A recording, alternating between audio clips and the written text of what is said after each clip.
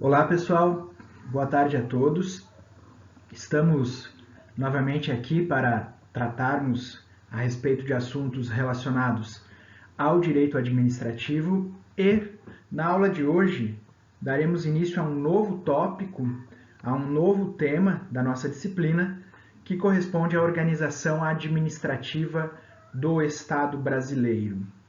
Nas aulas anteriores nós tivemos então a oportunidade de conversar sobre o ato administrativo, relembrando, né? Analisamos então o conceito de ato administrativo, sua distinção em relação a outros atos praticados pela administração pública, seus requisitos de validade, atributos, formas de extinção e as figuras da vinculação e da discricionariedade, de maneira que hoje iniciaremos então um novo assunto e passaremos a tratar especificamente da organização administrativa do Estado brasileiro. Então, antes de nós começarmos a analisar aqui os slides seguintes, vejam, quando nós estudamos a organização administrativa, a organização da administração pública, o que basicamente nós iremos estudar?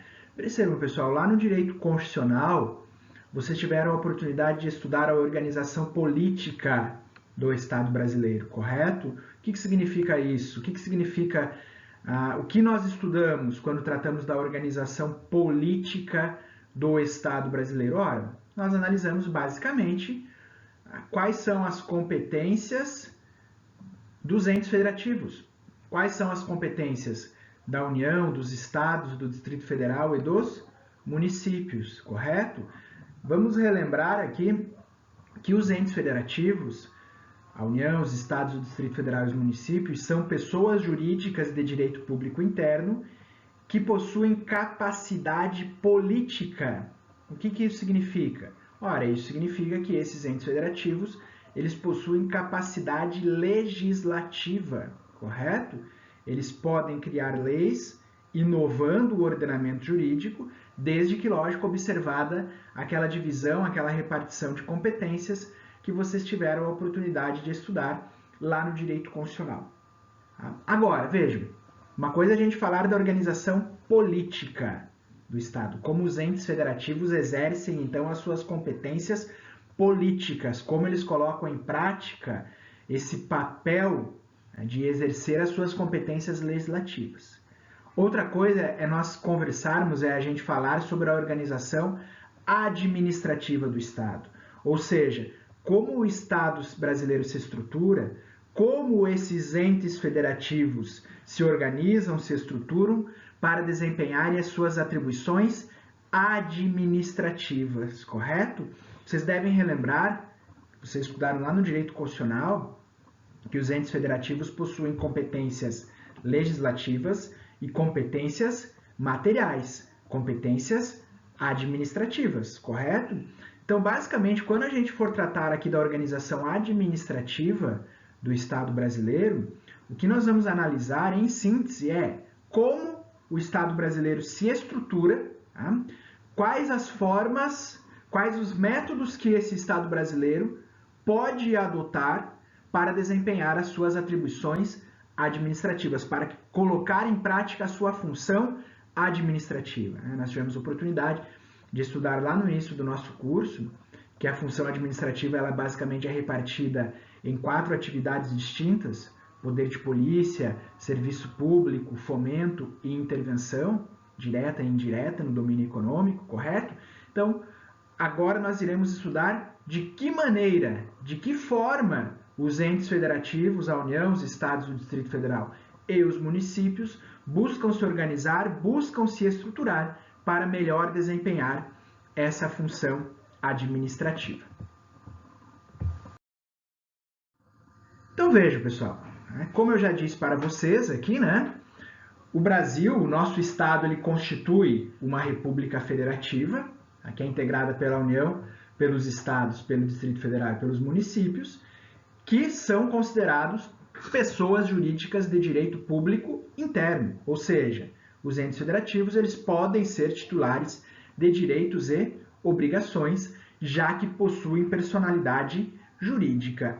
E, como eu também já ressaltei anteriormente para vocês, nós iremos encontrar as competências atribuídas a esses entes federativos nos artigos 21, 22, 23, 24, 25 e 30 da Constituição Federal. Lembrando, né, que nós podemos encontrar competências legislativas, tá? Assuntos aos quais compete à União legislar, aos estados, aos municípios, outros que podem ser objeto de legislação concorrente, né? E também podemos encontrar, e vamos encontrar, diversas competências de índole material, as chamadas competências administrativas que a Constituição atribui a tais entes, tá? Então, basicamente, a gente vai começar a analisar agora de que maneira tais competências materiais, de que maneira as competências administrativas que a Constituição e as leis atribuem aos entes federativos são por eles exercidas. Então, vejam, pessoal, uma primeira forma através da qual os entes federativos poderão desempenhar as suas atribuições que lhes são conferidas pelo texto constitucional ou pelas leis é através da chamada desconcentração administrativa. E o que significa a figura da desconcentração administrativa? Vejam, nós teremos o fenômeno da desconcentração administrativa quando ocorrer uma divisão, uma repartição interna das diversas competências atribuídas a um ente federativo. Ou seja, nós verificaremos a desconcentração quando um ente federativo, seja a União, o Estado ou um município, reparte internamente entre diversos órgãos as competências que lhe foram atribuídas pelo ordenamento jurídico, correto? Vejam, para vocês entenderem melhor, né, o que significa a desconcentração, conseguirem visualizar isso de uma maneira mais clara, vamos trabalhar aqui, vamos tomar como exemplo, né, a figura da União. Vamos fazer análise, no primeiro momento, relacionada a este ente federativo chamado União. Então, se nós vamos lá na Constituição Federal, especificamente lá no artigo 21 da Constituição, que vai tratar das competências materiais atribuídas à União, nós iremos encontrar lá no artigo 21 a seguinte previsão. Compete à União, inciso 1, manter relações com estados estrangeiros e participar de organizações internacionais. Percebam, pessoal, quem no âmbito da União vai exercer predominantemente essas competências aqui estabelecidas? Quem no âmbito da União é responsável por manter relações com estados estrangeiros e participar de organizações internacionais? Vejam, essa competência basicamente ela é exercida pelo presidente da República, né? Então é o presidente da República que vai eventualmente assinar algum tratado internacional com outros países ou com organizações internacionais. Essa competência é exercida pelo presidente da República e pelo Congresso Nacional. Vocês tiveram a oportunidade de estudar lá no direito internacional, né, que os atos, os tratados que acarretem compromissos gravosos ao patrimônio nacional, eles devem ser ratificados aí pelo Congresso Nacional, correto? Então vejam, né? Aqui a gente não teve propriamente uma desconcentração administrativa. Por quê? Porque a competência ela vai ser exercida, né, pela principal autoridade do ente federativo, que é o presidente da República, né? Claro, com o aval, né, com a ratificação aqui do Congresso Nacional, ou seja, essa competência ela está concentrada na figura da presidência da República, do Congresso Nacional. Agora, vocês hão de concordar comigo, né, e não poderia ser diferente, que seria inviável concentrar todas as atribuições que são atribuídas, né, me perdoem a redundância aqui, né, seria inviável concentrar todas as competências que são atribuídas a um ente federativo em um único órgão, né? Não dá para a presidência da República ser o único órgão encarregado de desempenhar todas as competências da União. Não dá para o governador do estado ser a única autoridade encarregada de desempenhar todas as atribuições que são conferidas aos Estados-membros. Concordam comigo? O que vai acontecer então, né, pessoal? Vai ocorrer uma repartição interna de competências entre diversos órgãos, né? Então nós vamos pegar todas aquelas diversas competências que são atribuídas à União e elas vão ser repartidas entre diversos ministérios. Nós iremos pegar aquelas diversas competências que são atribuídas aos Estados-membros e elas serão repartidas, divididas entre diversas secretarias, percebem? Dentro desses ministérios, nós vamos encontrar novas repartições, novas divisões, o mesmo ocorrendo com secretarias estaduais e o mesmo ocorrendo com secretarias municipais. Isso nada mais é do que o fenômeno da desconcentração administrativa. A desconcentração administrativa ela vai ocorrer quando uma pessoa jurídica, quando um ente federativo reparte internamente as suas competências entre diversos órgãos administrativos, entre diversos órgãos públicos. Então, aqui para vocês terem um exemplo, visualizarem melhor como isso ocorre lá no âmbito da União, vamos ficar aqui dentro do artigo 21. Agora vamos ali para o artigo 21, inciso 22. Compete à União executar os serviços de polícia marítima, aeroportuária e de fronteiras, né? Então percebam, pessoal, quem que vai desempenhar no âmbito da União, qual é o órgão encarregado de desempenhar os serviços de polícia aeroportuária? Quem que fica lá nos aeroportos fiscalizando, né? Se não há o ingresso de produtos ilícitos, se não está ocorrendo tráfico internacional de entorpecentes? A Polícia Federal, o Departamento de Polícia Federal é o órgão encarregado de fazer esse policiamento aeroportuário. E o que é o Departamento da Polícia Federal? O Departamento da Polícia Federal é um órgão do Ministério da Justiça, correto? É um órgão integrante do Ministério da Justiça, que por sua vez é um órgão da União. Percebem? Esse é um exemplo, então, de uma competência exercida de modo desconcentrado. Uma competência de um ente federativo que foi atribuída a um órgão integrante da sua estrutura.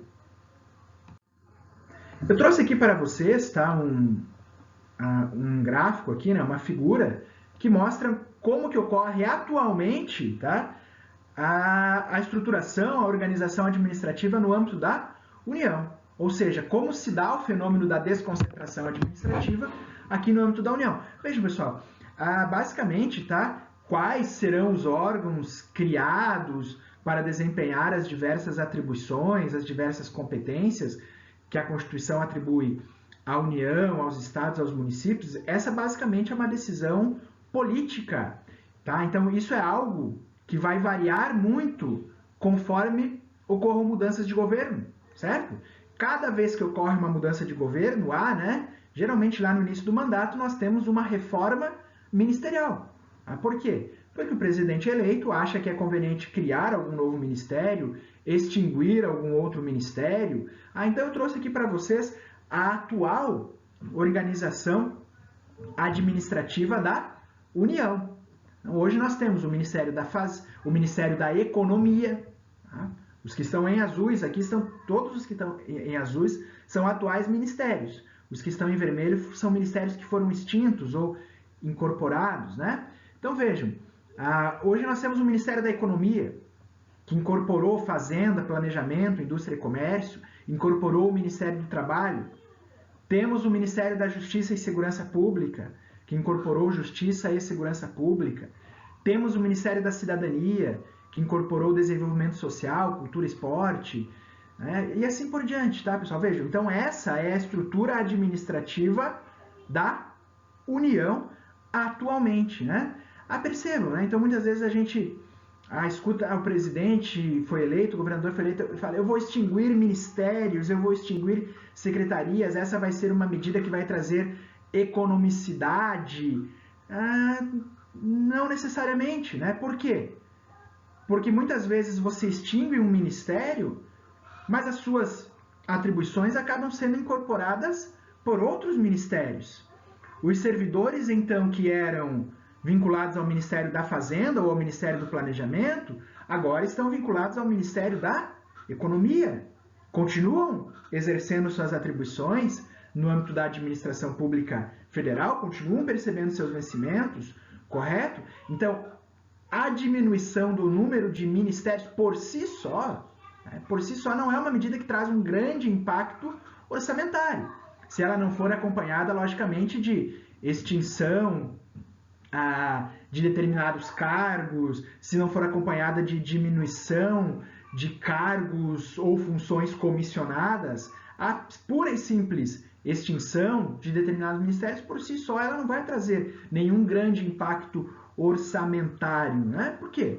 Porque, olha, aqueles ministérios que são extintos têm as suas atribuições incorporadas por outros. Tá? Você deixa de ter lá o ministro, mas todos os servidores, né, que estavam vinculados àquele ministério passam a se vincular a um outro ministério, correto? Então, muitas vezes a gente escuta, né, principalmente em início de mandato, o presidente da República, o governador, o prefeito, não, eu vou fazer uma reforma administrativa, vou extinguir ministério, secretaria, para gerar economia aos cofres públicos. Vejam, muitas vezes são medidas muito mais que ficam ali no plano do discurso, né, para angariar apoio, né, para buscar apoio junto à sociedade, do que medidas que efetivamente trazem um verdadeiro impacto orçamentário, a não ser que, logicamente, elas sejam acompanhadas de uma efetiva diminuição de cargos em comissão, de extinção de determinados cargos públicos, correto, pessoal? Então vejam, isso que vocês estão vendo aqui nessa figura, tá? Essa é basicamente a administração direta federal. Então aqui no topo, né, a gente tem o presidente da República, aqui logo abaixo estão os diversos ministérios, e vejam, dentro desses ministérios, né, a gente vai encontrar aí uma série de outros órgãos, de outras repartições, subdivisões, que também integram a administração direta. Então ali dentro do Ministério da Economia, nós teremos a Receita Federal do Brasil. Dentro do Ministério da Justiça e Segurança Pública, como eu já mencionei para vocês, nós teremos o Departamento de Polícia Federal, o Departamento de Polícia Rodoviária Federal, o DEPEN, Departamento Penitenciário Nacional e assim por diante, tá, pessoal? Vocês vão observar, né, então, essa desconcentração ocorrendo nesses diversos órgãos, até que por uma questão lógica, né, não seja, você chega num grau, né, de tamanha especificação que não é mais possível você desconcentrar. Então você chega lá, por exemplo, num setor de protocolo, de portaria. Aí não há mais como você subdividir, desconcentrar, correto? Mas a desconcentração ela vai ocorrer no interior desses órgãos até o grau que seja necessário para conferir, então, maior eficiência ao desempenho das funções que lhes foram atribuídas. De que maneira a gente pode classificar essa desconcentração? Veja, pessoal, a gente pode classificar a desconcentração adotando alguns critérios. Podemos falar em desconcentração territorial ou geográfica. Quando que nós teremos desconcentração territorial ou geográfica? Ora, quando as competências, né, atribuídas aí a um ente federativo, elas são divididas delimitando as regiões onde cada órgão pode atuar. Então basta a gente pensar, né, eu dei ali para vocês o exemplo do Ministério da Economia ou do Ministério da Justiça e Segurança Pública.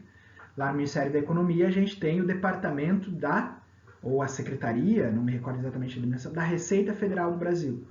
E o que a gente vai encontrar nos diversos estados da federação? Delegacias da Receita Federal. Então, vejam, esse é um exemplo de desconcentração territorial ou geográfica. Você delimita as competências levando em conta o território. Então, a Delegacia da Receita Federal em Santa Catarina, ela tem as suas competências delimitadas ao estado de Santa Catarina. A Superintendência da Polícia Rodoviária Federal no estado do Paraná, ela tem a sua área de atuação, a sua área de fiscalização, delimitada ao estado do Paraná, correto? Uma outra forma de se desconcentrar competências é a chamada desconcentração material ou temática, que é o que ocorre como nós vimos ali na figura anterior. Você divide, você reparte as competências mediante a especialização de cada órgão em um determinado assunto. Então, eu tenho um ministério encarregado de cuidar de questões afetas à justiça e à segurança pública, um ministério encarregado de cuidar de questões afetas à economia, um ministério encarregado de cuidar de questões afetas ao desenvolvimento social e assim por diante. O critério que eu utilizo para repartir competências é, então, a área de especialização. E, por fim, a gente pode ter a desconcentração hierárquica ou funcional, que é a repartição de competência a partir da relação de subordinação entre diversos órgãos, tá? Então, veja, nós podemos citar aqui como exemplo, pessoal, os tribunais administrativos que se encontram numa posição hierarquicamente superior aos órgãos julgadores de primeira instância, o CARF, Conselho Administrativo de Recursos Fiscais. Então, é um órgão, é um tribunal de natureza administrativa ao qual um contribuinte pode recorrer contra uma decisão da Receita Federal, que lhe seja desfavorável, contra uma decisão dos órgãos de primeira instância da Receita Federal, que eventualmente tenha implicado na imposição de uma multa em matéria tributária. O contribuinte pode, então, recorrer lá ao CARF, Conselho Administrativo de Recursos Fiscais. Muitas vezes esses critérios acabam se misturando, então a gente pode pensar na desconcentração territorial ou geográfica misturada aqui com a desconcentração hierárquica ou funcional. É lógico que as delegacias regionais da Receita, elas estão subordinadas, ao secretário da Receita Federal lá em Brasília, Então esses critérios eles não são adotados isoladamente, eles convivem entre si, correto? Percebam, pessoal, quando nós falamos no fenômeno da desconcentração administrativa, vocês devem ter claro o seguinte: a desconcentração administrativa ela dá origem aos órgãos administrativos ou aos órgãos públicos que, de acordo com a previsão que nós iremos encontrar lá no artigo 1º, parágrafo 2º, inciso 1, da Lei nº 9.784 de 99, são unidades de atuação sem personalidade jurídica própria. Tá? Isso eu quero que vocês tenham muito claro. Quando nós falamos em um órgão administrativo, seja ele um ministério, seja uma superintendência, seja uma delegacia, seja uma secretaria estadual, uma secretaria municipal, nós não estamos falando de uma nova pessoa jurídica, percebem? A União, os estados, o Distrito Federal, os municípios são pessoas jurídicas de direito público interno.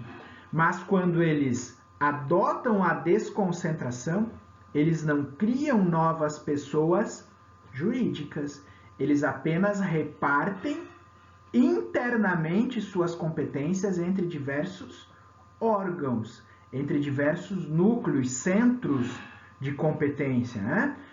Eu sempre gosto de fazer aqui uma analogia com o corpo humano. Vejam, no corpo humano a gente também não tem uma série de órgãos, cada qual com uma função, com uma competência. Qual que é a competência do coração? Bombear o sangue, trazer lá o oxigênio. Qual que é a competência do pulmão? Qual que é a competência do fígado, Quando você ali no final de semana faz aquela excedida, Então você sobrecarrega o seu fígado de competências, de atribuições, Percebam, cada órgão no corpo humano ele tem uma função, ele tem uma competência, Nós temos uma repartição interna de competências dentro do corpo humano e nós temos uma pessoa só. Nós temos uma pessoa só, um corpo só, formado por vários órgãos. Nós não temos uma nova pessoa. A mesma coisa quando a gente fala aqui da desconcentração. A gente tem uma pessoa jurídica, União, Estado, município ou Distrito Federal, e essa pessoa jurídica reparte suas competências entre diversos órgãos. Então tenham claro isso. Os órgãos públicos, os órgãos administrativos, eles não têm personalidade jurídica própria, eles não constituem uma nova pessoa jurídica, eles são apenas parte integrante de uma pessoa jurídica já existente, correto? Nós podemos então definir os órgãos públicos, né, os órgãos administrativos, como um núcleo, um centro de competências sem personalidade jurídica própria. Vocês já pararam para pensar, né? O que é um órgão público? O que é um ministério? Não é um centro de competências? Um núcleo de competências? Você olha lá, Ministério da Justiça. Não, o Ministério da Justiça nada mais é do que um emaranhado, né? Um conjunto de competências. E esse conjunto de competências não tem personalidade jurídica própria. É apenas parte integrante de uma pessoa jurídica, no caso a União. Então vejam, pessoal, pelo fato de não possuírem personalidade jurídica própria, a atuação, os atos emanados, os atos provenientes dos órgãos públicos, dos órgãos administrativos, eles devem ser imputados às pessoas jurídicas na qual eles estão inseridos, né? Eu já disse isso para vocês em aulas anteriores, mas sempre é bom a gente repetir aqui, né? Vamos imaginar, então, que um particular está transitando normalmente em uma rodovia federal e vem lá um veículo da Polícia Rodoviária Federal em alta velocidade e acaba colidindo com o veículo do particular, né? E esse particular, obviamente, ele quer obter, então, a reparação dos danos que lhe foram causados. Vejam, contra quem que ele vai ajuizar a ação, né, com o propósito de obter essa reparação de danos? Ele não vai ajuizar a ação contra o Departamento da Polícia Rodoviária Federal, ele não vai ajuizar a ação contra a Superintendência da Polícia Rodoviária Federal do Estado, aonde ocorreu o acidente. Por quê? Porque Departamento da Polícia Federal, Superintendência, Departamento da Polícia Rodoviária Federal, Superintendência da Polícia Rodoviária Federal são órgãos administrativos, não possuem personalidade jurídica própria. Essa ação ela deve ser ajuizada contra a pessoa jurídica União, correto? A pessoa, então, é que será responsabilizada pelos atos emanados, pelos atos praticados pelos seus órgãos, correto? As condutas decorrentes da atuação dos servidores vinculados aos diversos órgãos integrantes de uma pessoa jurídica serão, então, imputadas a essa pessoa jurídica, tá? Então, em regra, pessoal, como os órgãos públicos, os órgãos administrativos não possuem personalidade jurídica própria, né? Eles não podem figurar em juízo, eles não podem ser acionados judicialmente pelos danos que seus agentes causarem a terceiros, sendo que eventual ação de ressarcimento deverá ser movida contra a pessoa jurídica que integram. A doutrina e a jurisprudência costumam reconhecer algumas exceções, tá? Quando a gente fala lá nos chamados órgãos independentes, que são aqueles órgãos de estatura constitucional, Assembleias Legislativas, Câmara dos Deputados, Tribunal de Contas da União, percebam. A jurisprudência reconhece que esses órgãos eles têm capacidade postulatória própria para figurar em juízo em defesa das suas competências, né? Então, quando é praticado um ato que afronte uma competência do tribunal, quando é praticado por um outro órgão, né, ou por uma outra autoridade, um ato que afronta uma competência da Assembleia Legislativa, da Câmara dos Deputados, de um Tribunal de Contas, apesar de serem órgãos públicos, apesar de não possuírem personalidade jurídica própria, poderão figurar em juízo, terão capacidade postulatória para figurar em juízo na defesa das suas competências, tá? Mas essa é uma prerrogativa exclusiva aí dos chamados órgãos independentes, dos órgãos que têm estatura constitucional, tá? Regra geral, vale o que nós vimos aqui. A atribuição dos órgãos públicos deve ser imputada à pessoa jurídica, né? Os atos decorrentes, os atos emanados dos órgãos devem ser imputados às pessoas jurídicas na qual eles se encontram inseridos, de modo que quem vai figurar em juízo é a pessoa jurídica e não o órgão, tá? Um outro aspecto que vocês devem ter de forma muito clara quando nós falamos em órgãos públicos, quando nós falamos em desconcentração administrativa, é que quando ocorre o fenômeno da desconcentração no âmbito de uma pessoa jurídica, no âmbito da União, no âmbito de um Estado ou de um município, haverá claramente uma relação de hierarquia ou de subordinação entre os órgãos que resultarem, entre os órgãos que forem criados a partir desse fenômeno da desconcentração, correto? Então analisem aqui comigo, pessoal. Vamos imaginar aqui, né? No âmbito da União, o Ministério da Justiça e Segurança Pública. Então nós temos lá, né, a principal autoridade da pessoa jurídica União, o Presidente da República. Abaixo dele, nós temos o Ministro da Justiça e Segurança Pública, correto? Abaixo do Ministro da Justiça e da Segurança Pública, nós temos lá os departamentos. Departamento de Polícia Federal, Departamento de Polícia Rodoviária Federal, Departamento Penitenciário Nacional. Abaixo dos departamentos, nós teremos aí as superintendências. Superintendência da Polícia Federal em Santa Catarina, Superintendência da PRF em Santa Catarina. Eventualmente, né, abaixo das superintendências, nós teremos delegacias, né, Delegacia de Florianópolis, de Itajaí, enfim. Percebe? O que eu quero que vocês entendam? Há aqui claramente uma relação de hierarquia, de subordinação, concordam comigo?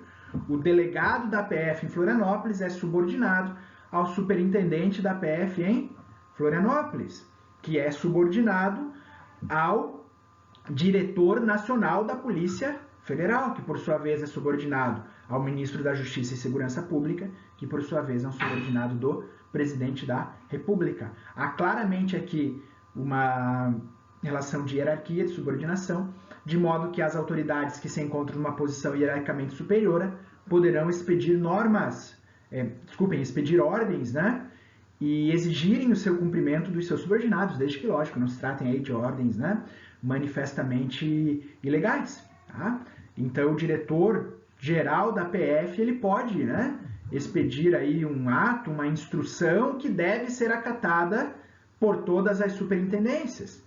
Um superintendente pode expedir uma instrução, uma ordem de serviço, que deve ser acatada por todos os delegados, a ele vinculados, a ele subordinado, e assim por diante, tá, pessoal? Então, como resultado da desconcentração, se estabelece aqui uma relação de hierarquia, tá? Lembre, há relação de hierarquia entre os diversos órgãos que integram uma pessoa jurídica. Então vejam, né, agora que a gente já conversou sobre tudo isso, né, agora que vocês já sabem o que é desconcentração, quais são as espécies de desconcentração, agora que vocês também já sabem que, como resultado dessa desconcentração, se estabelece uma relação de hierarquia e subordinação, vocês devem ter claro, né, o seguinte: quando ocorre a chamada desconcentração administrativa no âmbito de um ente federativo, quando nós verificamos o fenômeno da desconcentração no âmbito da União, no âmbito de um Estado, no âmbito de um município, isso dá origem ao que nós denominamos, nós não, né, o ordenamento jurídico, ao que o ordenamento jurídico denomina de administração direta. Tá? O que é a administração direta da União? Presidente da República, né, Presidência da República, ministros e todos os órgãos hierarquicamente subordinados ao presidente e a estes ministérios.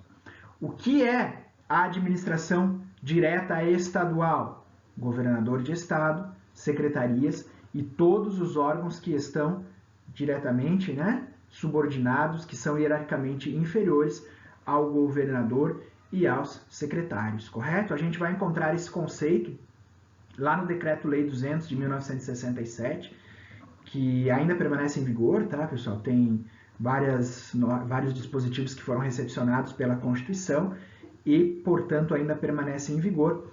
Lá no seu artigo 4º, inciso 1, esse Decreto-Lei estabelece, então, que a administração federal compreende a administração direta, que se constitui dos serviços integrados na estrutura administrativa da Presidência da República e dos ministérios, né? E fala serviços integrados. Vocês podem, né, numa visão mais moderna, mais atual, substituir essa expressão serviços por órgãos. Tá? Órgãos integrados na estrutura administrativa da Presidência da República e dos ministérios. Tá? Isso nada mais é do que a administração direta em âmbito federal. Correto? Pessoal, então agora que nós já conversamos bastante sobre o fenômeno da desconcentração administrativa, vocês já sabem que a desconcentração é uma repartição interna de competências, que ela dá origem a órgãos administrativos que não possuem personalidade jurídica própria e que, como resultado da desconcentração, nós temos uma relação de hierarquia, de subordinação entre os diversos órgãos integrantes de uma pessoa jurídica. Vamos passar agora para a análise do próximo fenômeno, da próxima técnica de exercício de competências, que é a chamada descentralização administrativa. Vejam, quando que vai ocorrer, né, e de que maneira nós podemos definir a chamada descentralização administrativa? A descentralização administrativa ela pode ocorrer em um primeiro momento, quando um ente federativo, União, Estado, Distrito Federal ou município, ao invés de apenas repartir e dividir internamente a sua competência entre um dos diversos órgãos que o integram, resolve então criar, através de lei, uma nova pessoa jurídica e a ela repassar o exercício daquela competência. Percebem a diferença? Né? Na desconcentração, o ente federativo ele reparte internamente suas competências entre algum daqueles órgãos que o integram. Na descentralização administrativa, o ente federativo ele vai, em regra, tá, através de lei, criar uma nova pessoa jurídica e transferir a ela a titularidade e a execução daquela competência. Né? Então, para vocês entenderem, né, dentro daquela lógica que a gente estava estudando a partir da divisão de competências estabelecidas na Constituição Federal, se nós vamos lá até o artigo 21 da Constituição, nós iremos encontrar a seguinte previsão no seu inciso 10. Compete à União manter o serviço postal e o correio aéreo nacional. Percebam, né, pessoal? Poderia ter sido uma opção do Estado brasileiro a manter o exercício desta competência no âmbito de um ministério.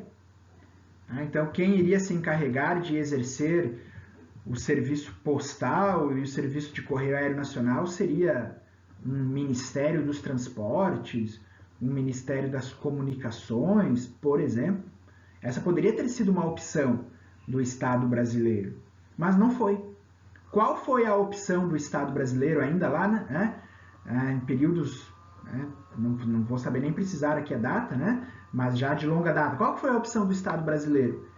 Criar uma nova pessoa jurídica e a ela transferir a titularidade e o exercício dessa competência. Que pessoa jurídica que eu estou falando? Né?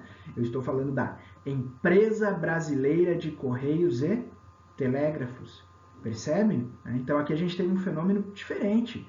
A União não apenas repartiu internamente, né, dividiu internamente as suas competências, atribuiu uma competência a um dos órgãos que a integram, não. A União, então, resolveu criar uma nova pessoa jurídica para que ela se encarregasse especificamente do exercício dessa atividade. Né? Se vocês pegarem lá o livro da professora Maria Silvia de Pietro, ela vai dizer que isso é uma decorrência do princípio da especialidade. Veja, não sei, não é o caso aqui de a gente debater se isso é ou não princípio, tá? Mas assim, o que justifica, né? O que justifica a União, o Estado, o município criar uma nova pessoa jurídica para o exercício de uma competência? Justamente essa necessidade de especialização das atividades, concordam comigo? Porque quando a gente pensa em um ministério, o ministério ele vai ter várias atribuições. Né? Agora, quando a gente pensa em uma empresa pública, como é o caso da Empresa Brasileira de Correios e Telégrafos, quando a gente pensa em uma autarquia, em uma sociedade de economia mista, uma fundação pública, ela vai exercer especificamente uma determinada atribuição, uma determinada competência. Então isso, em princípio, ao menos teoricamente, traria maior eficiência no desempenho daquela atribuição, correto? Mas vejam, pessoal, aqui tá, a gente está falando de opções políticas do legislador. Né? Quem que vai decidir se uma atividade, se uma competência será exercida mediante desconcentração ou descentralização? Isso quem vai decidir são os governos. Isso entra dentro daquela atividade política. Lembram que a gente estudou lá no início, né? Aquela atividade de tomada de decisões políticas fundamentais sobre o Estado, correto? Quem vai decidir, então, se é mais conveniente que uma competência seja exercida pela administração direta ou não? É melhor criar uma entidade para exercer especificamente aquela competência? São os governos, correto? Então, entenderam a diferença, né? Nós teremos descentralização em um primeiro momento, quando o Estado, através de uma lei, cria uma nova pessoa jurídica, que pode ser uma autarquia, uma fundação pública, uma empresa pública ou uma sociedade de economia mista, e aí ela transfere a titularidade e o exercício de uma determinada competência constitucionalmente atribuída. Também podemos verificar a descentralização ocorrendo de uma outra maneira. E de que maneira seria essa? Né? O Estado pode, os entes federativos podem transferir suas competências, transferir o exercício das suas competências a pessoas jurídicas de direito privado previamente existentes. E aqui essa transferência ela não vai ocorrer através de lei, ela vai ocorrer através de um contrato ou de um ato administrativo. Né? É o que ocorre é o que ocorre nas situações de delegação da prestação de serviços públicos. Então vamos imaginar, o município ele tem como competência constitucional, se a gente for lá no artigo 30 da Constituição, nós iremos verificar que uma das competências que esse artigo atribui aos municípios, né, é a prestação dos serviços públicos de interesse local, dentre os quais se inclui o serviço de transporte público, correto? Artigo 30, inciso 5. Compete aos municípios organizar e prestar diretamente ou sob regime de concessão ou permissão os serviços públicos de interesse local, incluído o de transporte coletivo, que tem caráter essencial. Então veja, pessoal, eu acredito que esse inciso ele nos ajuda a entender de uma maneira muito clara, né? Tanto lá o fenômeno da desconcentração quanto o fenômeno da descentralização. Vamos imaginar que em um determinado município, e eu já vi isso, tá? Isso ocorre muitas vezes em municípios de menor porte. Vamos imaginar que em um determinado município o serviço de transporte coletivo é prestado pela Secretaria Municipal de Transportes. Então, quem adquire os ônibus, quem contrata os motoristas, é a Secretaria Municipal de Transportes do município. Vejam, essa competência está sendo exercida de modo desconcentrado. Ela está sendo exercida por um órgão da administração direta do município, que é a Secretaria Municipal de Transportes. Agora, o município, através de lei, institui uma empresa municipal de transportes urbanos. Cria uma nova pessoa jurídica. Percebe? Aí nós temos o serviço sendo prestado de forma descentralizada. Também por um ente público. Também por um ente público, ainda que distinto do município, mas é um ente público que foi criado, instituído pelo município através de lei. Empresa Municipal de Transportes Urbanos. Também já vi municípios que fazem isso. Ou, o que é mais comum na nossa realidade, né, vocês acreditam que estejam mais acostumados, depois deem uma olhada, né, eu sei que não são todos que moram em São José, em Palhoça, em Florianópolis, né, talvez pessoal, pelo amor de Deus, não vão entender isso como um demérito, né, mas eu sei que tem às vezes alguém que mora no município de menor porte, como a gente tem aqui na região Santo Amaro, Águas Mornas, né, pode ser que você tenha ali um serviço, confesso que eu não sei, né, peço que depois vocês verifiquem até a título de contribuir para o aprendizado, para vocês lembrarem, né, do conteúdo, se de repente o serviço no município não é prestado através de uma secretaria de transportes, tá? E pode, né, por último, ocorrer o quê? Que é o mais comum aqui para a gente. O município delega a uma empresa privada a prestação do serviço de transporte coletivo. Ele faz isso através de uma licitação, e a empresa que é vencedora dessa licitação, então, vai celebrar um contrato de concessão ou de permissão com o município. Eu coloquei aqui que essa delegação, a uma pessoa jurídica de direito privado previamente existente, seja por meio de um contrato ou de um ato administrativo. A gente vai estudar lá na 8ª fase que essa delegação da prestação de serviços públicos ela pode ocorrer por contrato, como é o caso da concessão e permissão, que tem natureza jurídica de contrato, ou em alguns casos pode ocorrer através de ato administrativo, como é o caso da autorização. Mas isso é uma discussão que não é o momento de a gente aprofundar agora, tá, pessoal? Eu só quero que vocês entendam que essa descentralização, então, ela também pode ocorrer dessa maneira.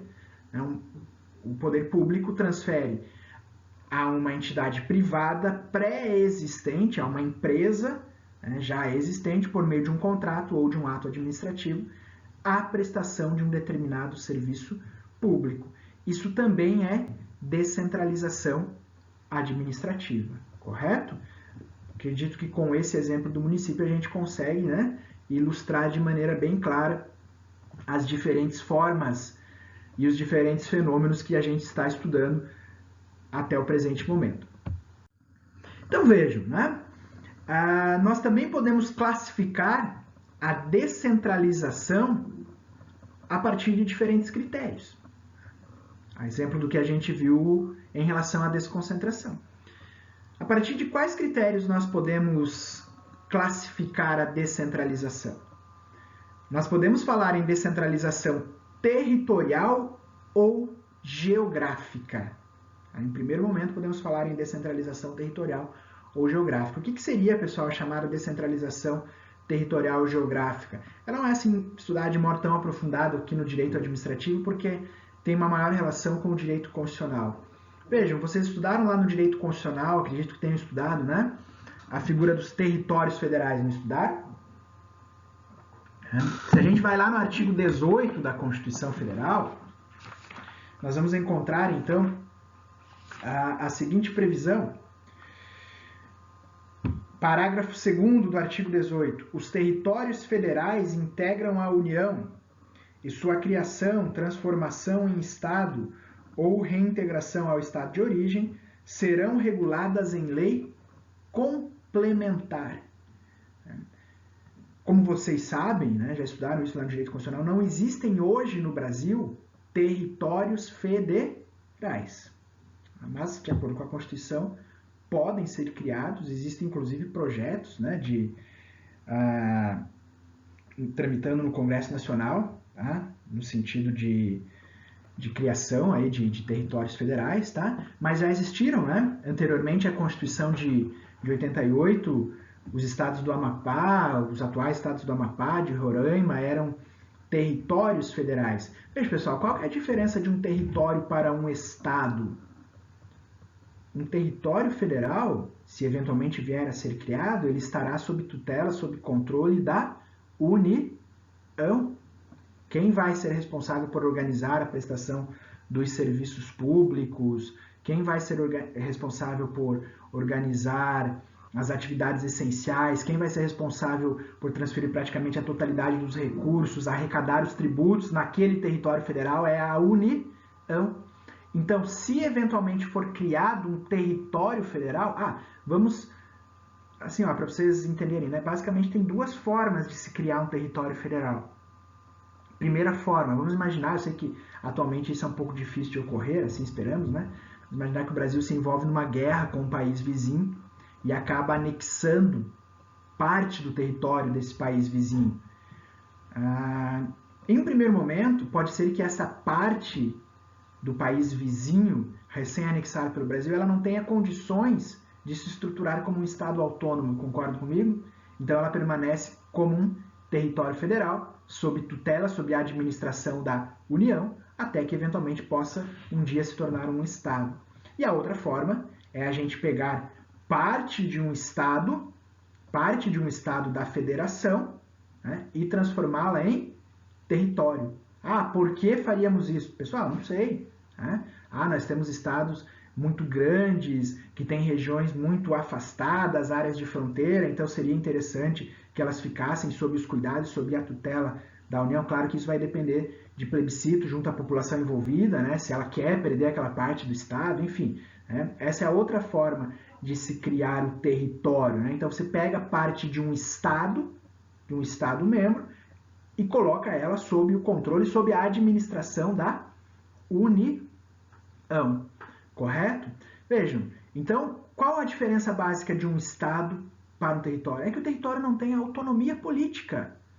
O Estado ele tem autonomia política, administrativa. Concordam comigo? O Estado tem competência para editar as suas próprias leis dentro da divisão de competências estabelecidas na Constituição Federal. Ele tem competência administrativa. O território não. O território não tem competência legislativa.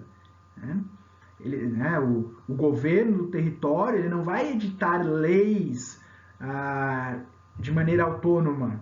Ele permanecerá subordinado à União. Por que eu estou dizendo tudo isso para vocês? Para vocês entenderem o ponto que eu quero chegar aqui é o seguinte. Ó. O território, se ele vier a ser criado, ele só terá capacidades administrativas e não políticas, não legislativas.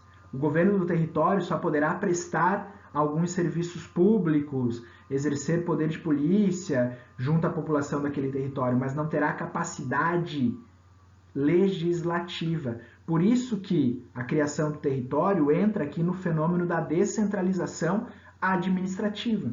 Porque quando a União cria um território, ela pega uma parte do território brasileiro, né, e coloca sob a sua tutela, sob a sua administração. Deixa de ser um ente federado autônomo. E esse território, ele passa a possuir apenas capacidade administrativa e uma capacidade administrativa genérica. O que isso quer dizer? Significa, vamos imaginar aqui, né, pessoal? Vamos imaginar aqui que seja criado um território lá no estado do Amazonas. O estado do Amazonas é um estado de grandes dimensões, vocês sabem disso, né? Vamos imaginar que seja criado o território federal dos Solimões, lá no estado do Amazonas. Uma área que vai permanecer ali sobre a administração, né, sob a tutela da União. O governador, né, aquela pessoa que for escolhida como governador daquele território federal, ela poderá organizar, né, a prestação de serviços públicos naquele território.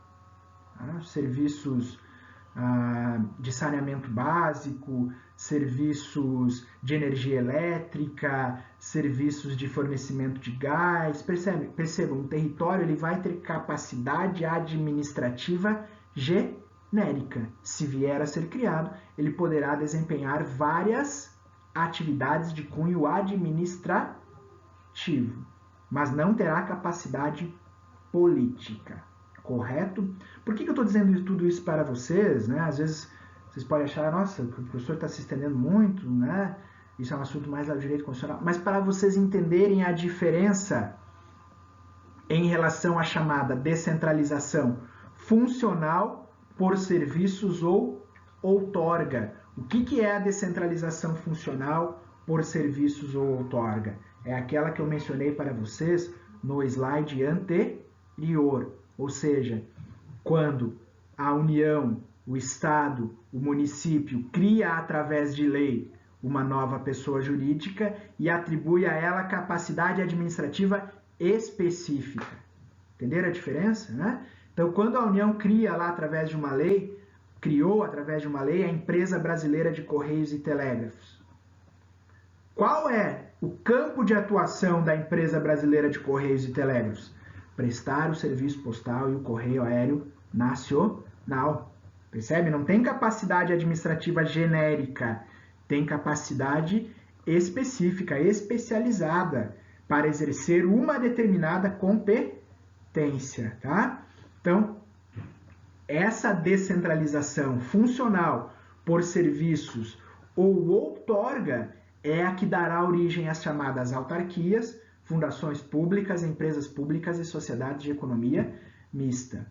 Por meio dessa descentralização, o Estado, então, ele vai criar uma nova entidade através de uma lei, vai atribuir a ela uma capacidade administrativa específica e transfere a titularidade e a execução dessa capacidade, dessa competência, né? O que significa isso? Transfere a titularidade e a execução. Veja, pessoal, quando a União criou lá os Correios, né? Então a titularidade do serviço postal do Correio Aéreo Nacional passou a ser dessa entidade. Se eventualmente, né, por uma decisão política, a União quiser retirar essa competência dos Correios, o que é necessário fazer? Ora, se a competência ela foi, se a titularidade da competência foi transferida através de uma lei, somente se uma nova lei extinguir a entidade, será possível retirar dela a titularidade do exercício da competência, entenderam? Então a União transferiu, criou através de lei o Instituto Nacional do Seguro Social, a autarquia, criou através de lei o Instituto Brasileiro do Meio Ambiente e dos Recursos Naturais Renováveis. Percebam, quando a União criou essas entidades, transferiu a elas a titularidade, elas passaram a ser titulares de determinadas competências que inicialmente eram da União. Se a União eventualmente quiser retomar para si essas competências, precisará extinguir essas entidades. E se essas entidades foram criadas através de lei, elas deverão ser extintas através de lei. Correto? Por isso que nós falamos aqui que na descentralização funcional por serviços ou outorga, há o repasse da titularidade e da execução de uma determinada competência. A entidade que recebe, ela passa a ser titular daquela competência e poderá exercê-la de modo autônomo, correto? E só irá perder a competência, né? Só irá perder a competência se for aprovada uma nova lei extinguindo a entidade. É diferente do que ocorre na descentralização por colaboração. O que é a descentralização por colaboração? É o que eu mencionei para vocês no slide anterior. Quando o Estado transfere, olhem a diferença, apenas a execução de uma competência a uma pessoa jurídica de direito privado previamente existente por meio de um contrato ou de um ato administrativo.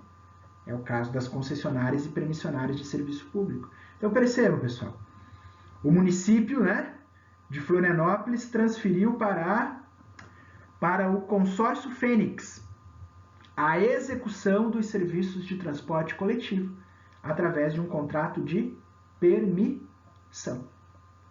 O município de Florianópolis continua sendo titular do serviço. A titularidade do serviço é do município de Florianópolis. O consórcio Fênix recebeu, por meio de um contrato, a prerrogativa de executar o serviço. E se o consórcio Fênix não executar adequadamente nos termos estabelecidos no contrato, o que o município pode fazer? O município pode retomar esse serviço, né? Ele pode determinar o que a gente chama lá nos serviços públicos de caducidade do contrato. O contrato pode ser rescindido, né? Pelo município. A gente vai aprofundar esses termos específicos lá na 8ª fase, mas vejam, o município pode então rescindir o contrato e retomar o serviço. Percebe a diferença, né? Quando a gente fala de transferir a execução apenas, que é o que ocorre aqui na descentralização por colaboração, da gente transferir a titularidade e a execução. Na descentralização funcional, serviços ou outorgas, a entidade ela passa a ser a titular. A União, o Estado e o município só poderá retomar se aprovar uma lei, então extinguindo aquela entidade. Na descentralização por colaboração, União, Estado e município transfere apenas a execução, continua sendo titular, poderá retomar a competência se o serviço não estiver sendo prestado de modo adequado. Pessoal, assim, neste momento a gente vai focar o estudo na descentralização funcional por serviços ou outorga. A descentralização territorial ou geográfica mais afeta ao direito constitucional e a descentralização por colaboração é matéria mais relacionada ao tema dos serviços públicos, que será objeto de estudo na 8ª fase. Então, nesse momento, o nosso foco é a chamada descentralização funcional por serviços ou outorga. E vejam, pessoal, quando ocorre, então, essa descentralização funcional ou outorga, ela dará origem ao que nós chamamos de entidades administrativas. Vejam a diferença, né? Lá atrás a gente estava falando na desconcentração de órgãos administrativos. Aqui nós passamos a falar de entidades administrativas, né? A descentralização funcional ou outorga, ela cria entidades administrativas, que são pessoas jurídicas dotadas de personalidade jurídica própria e distinta daquela do ente que as criou.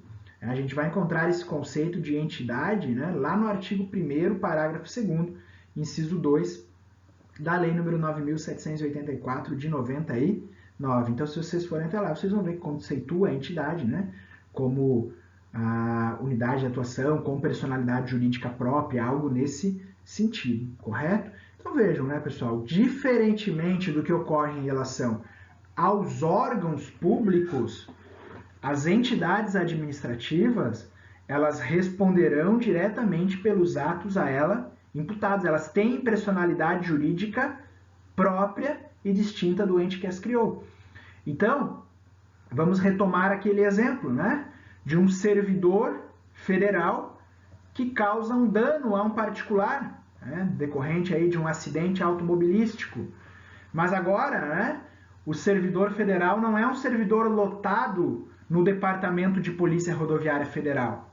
Vamos imaginar que era um empregado público dos Correios. Era um veículo dos Correios, dirigido por um empregado dos Correios, em serviço, que colide com um veículo do particular.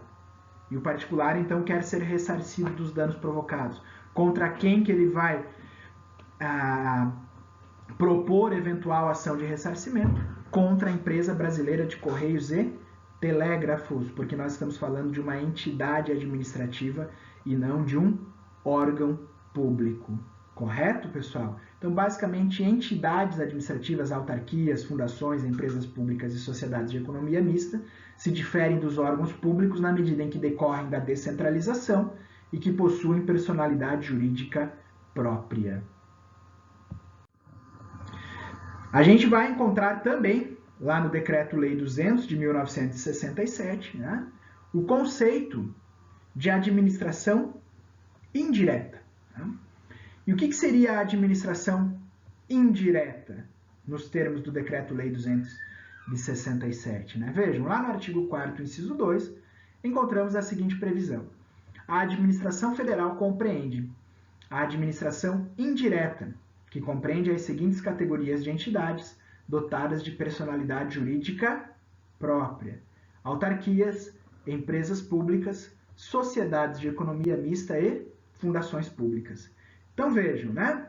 Nos termos do Decreto-Lei 200 de 67, a administração direta corresponde aos órgãos integrantes de uma determinada pessoa jurídica, aos órgãos integrantes da União, dos estados e dos municípios e que não possuem personalidade jurídica própria. Já a administração indireta corresponde às entidades dotadas de personalidade jurídica própria que são criadas pela União, pelos estados ou pelos municípios, que são justamente as autarquias, as empresas públicas, sociedades de economia mista e fundações públicas. Pessoal, só tenham cuidado aqui, né? Ah, professor, então eu posso afirmar que a administração indireta é a mesma coisa que a administração descentralizada? Calma, né? A professora Maria Silvia de Pietro, ela faz muito bem essa ressalva, né? Veja, a administração descentralizada é uma expressão um pouquinho mais abrangente, concorda comigo? Porque nessa expressão administração descentralizada, né, ou na expressão descentralização administrativa, a gente pode incluir as autarquias, as empresas públicas, as sociedades de economia mista e as fundações. Como que são criadas essas entidades? Por meio da descentralização.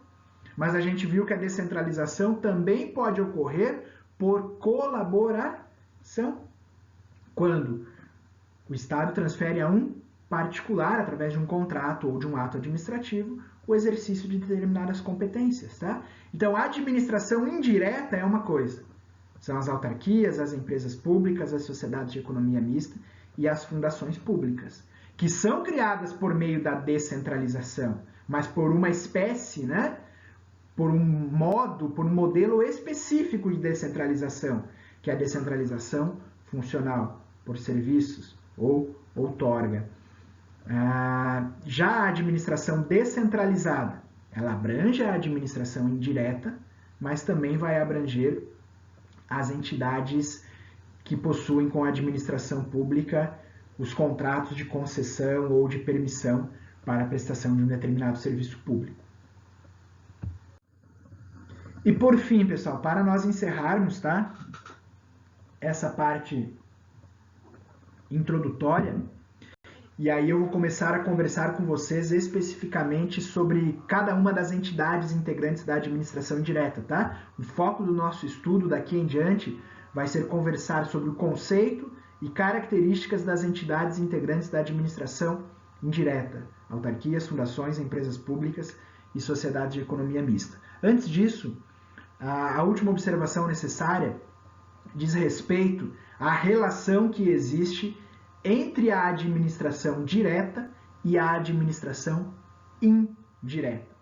Então, veja, nós sabemos, né, que quando temos desconcentração administrativa, se estabelece uma relação de hierarquia, se estabelece uma relação de subordinação. Nós temos lá o ministro, o diretor nacional da PF, as superintendências, as delegacias. Uma clara relação de hierarquia.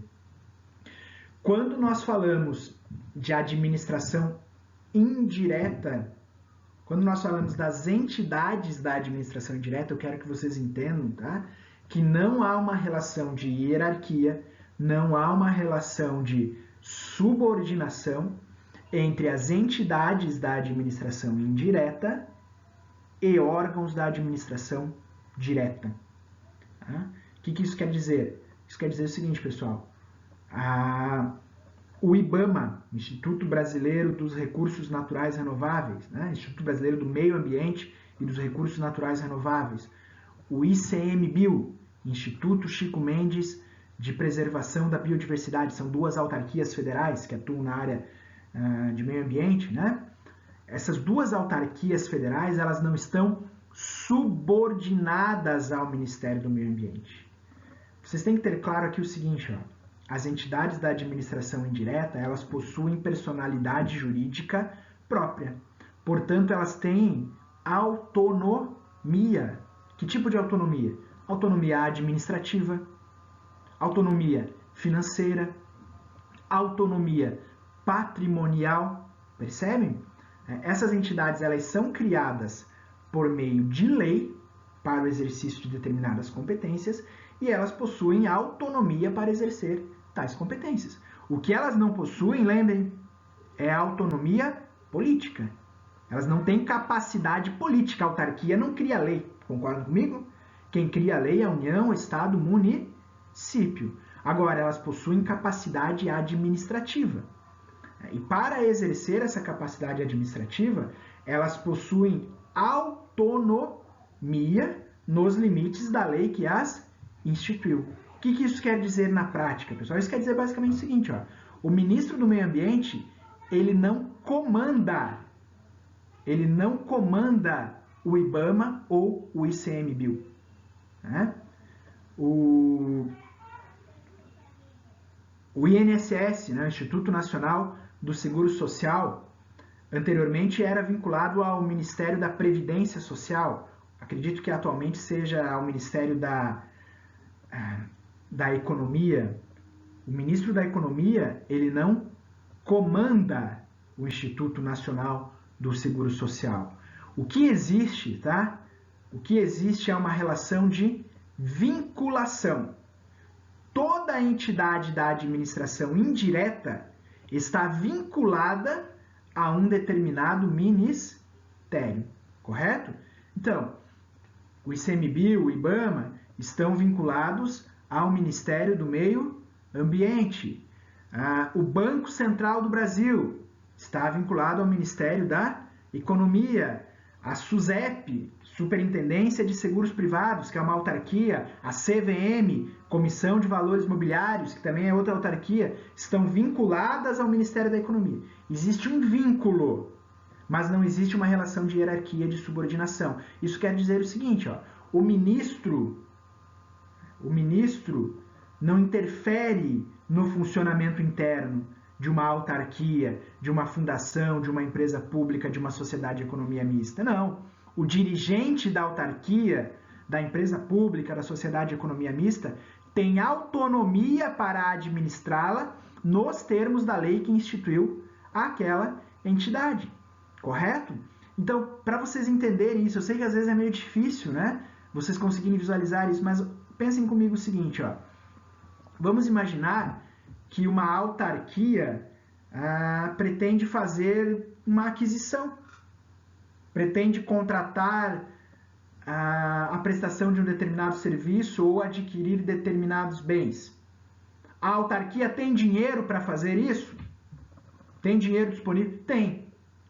Ela precisa de algum tipo de aval, de algum tipo de autorização do ministério? Não. A autarquia vai lá e faz a sua aquisição, porque ela tem essa autonomia administrativa, né? Então o IBAMA quer adquirir veículos para suas fiscalizações. Tem o recurso? Tem. Então o IBAMA vai lá e promove a licitação. Agora, se uma determinada unidade do Ministério do Meio Ambiente, uma delegacia da Receita Federal, pretende adquirir um determinado bem, veja, ela não tem essa autonomia. Isso precisa ser feito, né, pelas autoridades superiores, isso precisa ser feito lá no âmbito da diretoria, na Secretaria Nacional da Receita Federal, e efetivamente quem vai estar licitando, quem vai estar fazendo a licitação, será o Ministério, será a própria União, porque a gente está falando de um órgão que não tem personalidade jurídica. Conseguem visualizar dessa maneira, né? Então, as entidades da administração indireta, elas têm essa autonomia. Olha, uma autarquia ela tem autonomia para administrar o seu patrimônio. Ela quer se desfazer, então, de alguns bens que considera inservíveis. Ela não precisa obter um aval, uma autorização do ministério ao qual se encontra vinculado. Ela toma as medidas necessárias para promover essa alienação dos bens que considera inservíveis. Tá? Então veja, pessoal, não existe uma relação de hierarquia, de subordinação entre a administração direta e indireta. Há uma relação de vinculação ou, o que a gente vai encontrar lá no Decreto-Lei 267, controle finalístico ou supervisão ministerial. O que significa isso? Olha, significa que é lógico que os ministros de Estado, eles devem supervisionar as autarquias, as fundações, as empresas estatais que estão vinculadas aos seus ministérios, a fim de verificar se os dirigentes dessas autarquias, dessas fundações, dessas empresas estatais, não estão se desviando das finalidades legais para as quais essas entidades foram criadas. A isso deve se limitar o controle finalístico ou supervisão ministerial. É uma supervisão exercida a fim de verificar se essas entidades estão agindo em conformidade com os planos, as políticas governamentais e se elas não estão se desviando das suas finalidades legais. Tá? Mas isso não significa que exista subordinação. O ministro do Meio Ambiente não pode dar uma ordem ao presidente do IBAMA, correto? Diferentemente do que ocorre, por exemplo, em relação a um subordinado seu no Ministério do Meio Ambiente. Lá ele pode emitir uma ordem para o chefe de um determinado setor, de uma determinada secretaria, de um departamento, mas ele não pode emitir uma ordem para o presidente do IBAMA, para o presidente do ICMBio. O Ministério deve se limitar a fazer esse acompanhamento, essa supervisão, a fim de verificar se a entidade da administração indireta não está se desvirtuando das finalidades legais para as quais ela foi criada, né? Então, a intervenção nos assuntos internos dessas entidades, ela vai ocorrer aí em caráter excepcional, quando efetivamente se verificar esse desvio em relação às suas finalidades legais. Correto, pessoal? Então, basicamente, nesse primeiro momento, eu gostaria de trabalhar com vocês estes conceitos, tá? De desconcentração, de descentralização administrativa, administração direta, administração indireta, para que, a partir da próxima aula, nós possamos, então, conversar sobre as entidades da administração indireta. Obrigado, até a nossa próxima aula.